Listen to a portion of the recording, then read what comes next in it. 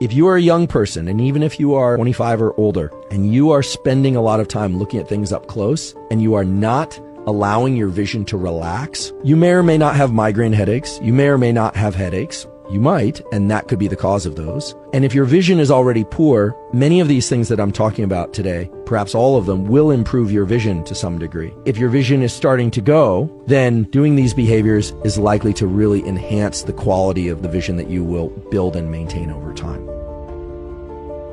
These days, we're spending a lot of time looking at things, mainly our phones up close and computers up close, and we are indoors.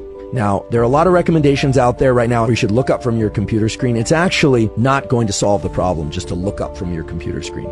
You need to go to a window. You need to look out at a distance. You want to get out onto a balcony. You want to relax your eyes and look out at the horizon. You want to go into what's called panoramic vision and let your vision expand. So, what's the protocol? How often should you do this? You might be surprised, but for every 30 minutes of focused work, you probably want to look up every once in a while and just try and relax your face and eye muscles, including your jaw muscles, because all these things are closely linked in the brainstem, and allow your eyes to go into so-called panoramic vision, where you're just not really focusing on anything, and then refocus on your work. At least every 90 minutes of looking at things up close. You might say, that's impossible. How am I supposed to do that? I'm in an office or I'm in a building. Get to a window, get onto a balcony, and just let your eyes relax. Not just to lighten the load on your mind or to think about other things, but to maintain the health of your visual system. In other words, you want to exercise these muscles, and that involves the lens moving and getting kind of thicker, and relaxing that lens. And the relaxation of the lens is actually one of the best things you can do for the musculature of the inner eye. You can actually train or improve your vision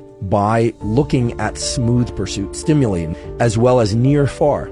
So spending a few minutes, you might even just do this for 2 minutes of looking at something up close.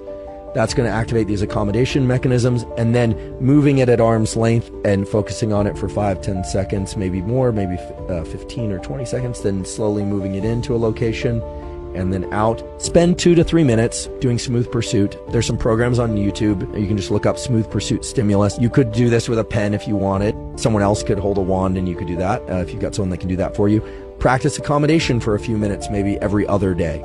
Just bringing something in close. You'll feel the strain of your eyes doing that. I can feel it right now.